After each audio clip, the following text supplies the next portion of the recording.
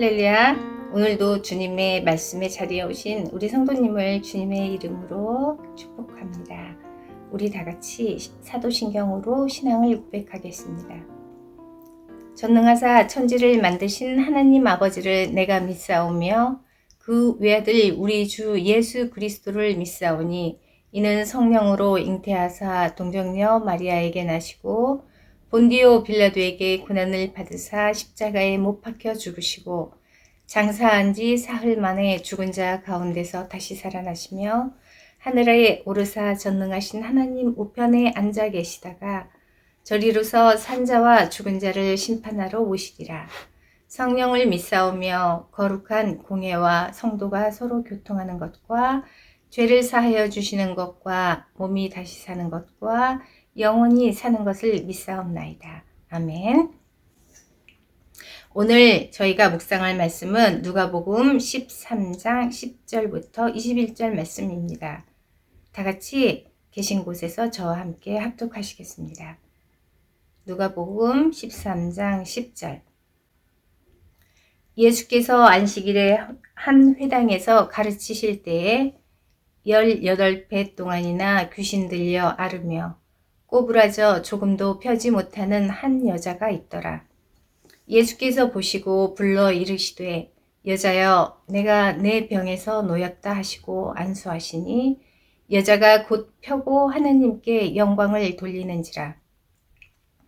회당장이 예수께서 안식일에 병 고치시는 것을 분내어 무리에게 이르되 일할 날이 엿새가 있으니 그동안에 와서 고침을 받을 것이요 안식일에는 하지 말 것이니라 하거늘 주께서 대답하여 이르시되 외식하는 자들아 너희가 각각 안식일에 자기의 소나 나귀를 위안간에서 풀어내어 이끌고 가서 물을 먹이지 아니하느냐. 그러면 18배 동안 사탄에게 매임바 된 이 아브라함의 딸을 안식일에 이 매임에서 푸는 것이 합당하지 아니하냐. 예수께서 이 말씀을 하심에 모든 반대하는 자들은 부끄러워하고 온 무리는 그가 하시는 모든 영광스러운 일을 기뻐하니라. 그러므로 예수께서 이르시되 하나님의 나라가 무엇과 같을까? 내가 무엇으로 비교할까? 마치 사람이 자기 채소밭에 갖다 심은 겨자씨 한 알 같으니 자라 나무가 되어 공중의 새들이 그 가지에 깃들였느니라. 또 이르시되 내가 하나님의 나라를 무엇으로 비교할까? 마치 여자가 가루 서말 속에 갖다 넣어 전부 부풀게 한 누룩과 같으니라 하셨더라. 아멘.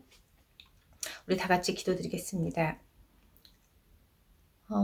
사랑의 주님, 오늘도 저희에게 말씀으로 임하셔서 저희가 깨달을 수 있게 하여 주시고 주님의 말씀으로 잘 순종하여서 아버지 저희 삶에 주님의 말씀으로 열매 맺는 삶 되게 하여 주시옵소서. 아버지 오늘 말씀 가운데 저희에게 들려주실 말을 저희가 잘 들을 수 있도록 저희 귀를 열어주시옵소서. 그렇게 지금도 저희 가운데 함께 하셔서 지혜를 주시는 우리 구주 예수 그리스도 이름으로 기도드렸습니다. 아멘. 오늘 매일 성경의 제목은 영적 희년의 도래입니다. 개인적으로 성경의 희년이라는 단어를 좋아합니다. 그래서 오늘 말씀을 같이 나누게 됨이 감사합니다. 오늘 본문에는 4명의 등장인물이 나옵니다. 예수님, 그리고 귀신 들렸고 18년 동안 허리가 꼬부라져서 조금도 펴지 못하는 한 여자, 그리고 회당장과 무리들입니다. 그리고 제 눈에는 몇 개의 단어들이 들어옵니다. 병에서 놓였다. 외양간에서 풀어내어. 그리고 안식일에 이 매임에서 푸는 것이 합당하지 아니하냐. 그리고 하나님의 나라와 자라나옴과 부풀게 함입니다. 오늘 본문에는 직접적으로 희년이라는 단어가 나오지는 않지만 처음 구절에 안식일을 언급하고 있습니다. 그리고 종교 지도자들은 안식일에 대해 끊임없이 예수님과 논쟁하고자 하는 모습을 볼 수 있습니다. 오늘 저는 희년에 대해서 알아보고 제가 경험했던 저의 하나의 희년에 대한 간증을 나누도록 하겠습니다. 그리고 본문에 나오는 인물들을 통해서 우리가 성도로서 나아갈 바가 무엇인지 알아보도록 하겠습니다. 먼저 희년이 의미하고 있는 것은 묶였던 것으로부터의 자유의 선포와 약자에 대한 하나님의 사랑하심입니다. 희년의 기원은 구약의 이스라엘 백성들을 부르셔서 애굽의 종살이에서 해방시켜 주시고 구원해 주심에 대한 감사와 이것을 기념하기 위해서 비롯되었다고 봅니다. 희년은 영어로 The Year of Jubilee, 또 히브리어 요벨입니다. 이 요벨은 수양의 뿔 또는 나팔이라는 뜻을 가지고 있습니다. 이렇게 명칭된 것은 안식년이 7번 지난 50번째 돌아오는 해에 나팔을 불고 희년을 선포한 것으로 레위기에 나오는 규정으로 유래하고 있습니다. 하나님은 애굽에 살던 이스라엘 민족에게 가나안에 입성하기 전 가나안에 들어가서 하나님의 백성으로 살기 위한 법을 모세를 통해 주셨습니다. 레위기 23장부터 25장을 보면 성회로 지킬 절기와 선포할 절기들을 주십니다. 그리고 안식일과 절기들을 어떻게 축하해야 하는지 자세히 가르쳐 주십니다. 특별히 레위기 25장은 7년마다 모든 것들을 쉬게 하는 안식년 법과 50년째에 돌아오는 희년에 대한 법을 말하고 있습니다. 희년은 안식년과 연결되어지는 법입니다. 안식년은 힘써 6년을 일하고 7년째에는 땅을 완전히 쉬어야 되는 법이었습니다. 파종과 포도원을 가꾸는 일과 추수하는 일이 모두 금지되었습니다. 하지만 저절로 자란 농산물들은 버리는 것이 아니고 종들과 품꾼, 이방 나그네와 가축, 그리고 들짐승의 몫이었습니다. 희년이 되면 땅의 회복과 자유가 선포되었습니다. 땅과 집이 각자 상속받은 땅인 원주인에게 돌아가고 노예가 해방되며 부채가 면제되었습니다. 그리고 50년이 시작되는 해를 거룩한 해로 정하고 전국의 모든 거민에게 자유를 선포하는 해였습니다. 이렇게 희년은 사회적 약자와 소외된 이방 나그네들과 가축과 들짐승까지 포함한 모든 생명에 대한 하나님의 배려와 사랑의 날이었습니다. 누가복음 4장 18절에서 19절의 말씀은 이사야 61장 1절의 말씀을 인용하여서 희년에 대해 말씀하고 있습니다. 주의 성령이 내게 임하셨으니 이는 가난한 자에게 복음을 전하게 하시려고 내게 기름을 부으시고 나를 보내사 포로된 자에게 자유를 눈먼 자에게 다시 보게 함을 전파하여 눌린 자를 자유롭게 하고 주의 은혜의 해를 전파하려 하심이라 하였더라. 할렐루야입니다. 하지만 이렇게 자유의 개념이 구약과 신약에 달라졌음을 볼 수 있습니다. 민수기 15장 32절에서 36절은 구약의 안식일에 제사장들은 성소에서 백성들이 죄를 용서받을 수 있도록 제사를 드리는 직무를 담당했다고 말하고 있습니다. 그리고 민수기 28장 9절부터 10절은 안식일마다 하나님께서 정한 시간에 맞춰 수양으로 번제를 그리고 일정량의 곡식 가루와 기름으로 소제와 전제를 드렸습니다. 일반인들은 각 처소에 거하며 아무 일도 하지 않고 불조차 피우지 않았습니다. 출애굽기 35장 2절부터 3절은 이를 어기고 안식일에 일을 하면 그 사람은 돌에 맞아 죽임을 당했다고 말하고 있습니다.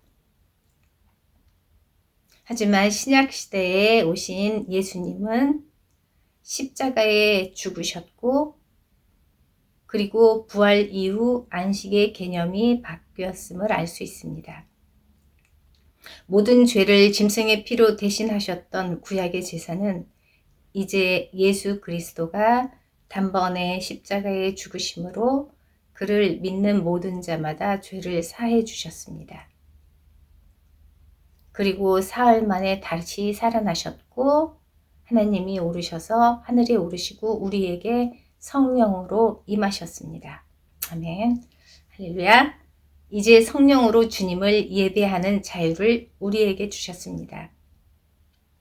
안식일에 신령과 진정으로 주님을 예배하게 된 것입니다. 또한 희년은 우리에게 믿음으로 인내하고 기다림의 열매를 보게 합니다. 희년에는 안식년이 아님에도 불구하고 안식년처럼 파종과 경작과 추수가 금지되었습니다. 경작의 금지는 안식년을 포함하여 희년까지 2년이 연속됐으므로 유대인들은 파종하여 거두는 3년차 수확 때까지는 경작이 없이 지내야만 했습니다. 3년을 믿음으로 살아야 합니다. 경작 없이 하나님께서 3년을 먹여주신다는 것을 믿음으로 사는 삶은 쉽지 않은 일입니다. 저는 히브리서 12장 6절에 믿음이 없이는 하나님을 기쁘시게 하지 못한다는 말씀이 생각납니다. 우리가 주 예수 그리스도를 보지 않고 믿는 믿음이 복된 이유입니다. 다음으로는 본문에 나오는 예수님 그리고 한 여자, 회당장, 무리들을 통해 우리의 삶의 자리가 어디인지를 돌아보게 됩니다. 그리고 나는 누구인가를 생각해 보게 되었습니다. 안식일에 귀신 들리고 몸이 병든 여자를 긍휼과 사랑의 마음으로 치유와 회복을 주신 예수님의 마음인가? 아니면 언제부터인지는 알 수 없지만 18년 동안 긴 시간을 귀신 들리고 앓으며 꼬부라져서 조금도 펴지 못하는 여자의 마음인가? 그녀를 상상해 보며 저의 아픔과 회복을 경험한 시간을 여러분과 나누고자 합니다. 저는 허리가 많이 약했었습니다. 그리고 결국 2008년 6개월 정도를 드러눕게 되었습니다. 오랜 시간 자주 아파왔던 허리여서 이런저런 치료하면 나을 것으로 기대하면서 아파올수록 더 하나님께 나가자라는 그런 마음으로 새벽 기도와 교회 학교 아이들 라이드 그리고 나의 일상생활을 그대로 하면서 허리를 더 혹사시키게 되는 결과를 가져왔습니다. 병원에서 MRI를 오더해주면 뭔가 밝혀져서 나을 방도를 찾을 수 있을 것 같은데 이런 저런 절차가 있다며 미루게 되었고 결국 걷는 것조차 힘들게 되었습니다. 누워 지내는 6개월 동안 주일 예배는 꼭 지켜야 된다는 신념으로 교회에 가서 한두 시간 앉아 있다가 결국은 수술 마지막 몇 주부터는 주일 예배마저 드리지 못하고 집에서 혼자 예배 CD와 신유 집회 CD를 통해서 누워서 예배를 드리게 되었습니다. 똑바로 눕지도 못하고 옆으로 눕지도 못하고 앉아있기도 아프고 서 있는 거는 아예 못하고 그리고 가장 세다는 진통제를 저에게 주셨는데 그것이 저에게는 이상하게 작동을 하지 않아서 그냥 먹지 않고 생으로 버티고 있었습니다. 저의 오른쪽 다리 전체가 부은 화산처럼 곧 터져버릴 것 같은 느낌이었지만 예배 드릴 때는 항상 부어주시는 하나님의 은혜의 감사가 넘쳐서 눈물이 마를 날이 없었습니다. 항상 예배 때마다 눈물이 흘렀습니다. 그리고 그게 슬퍼서 우는 것이 아니고 이것이 천국이구나. 그리고 이제 하나님 나라로 가도 될 것 같았습니다. 근데 어느 날 감사하게 좋은 의사 선생님을 만나서 곧바로 MRI도 찍고 선생님이 얼른 빨리빨리 해주셔서 그 다음 주에 곧바로 수술을 하게 되었습니다. 그리고 2개월 정도 쉰 다음에 저는 완전히 서서 자유롭게 걸을 수 있고 내 스스로 하고자 하고 가고자 하는 곳도 가게 되었습니다. 할렐루야. 이것이 제게는 희년이었습니다. 회복됨.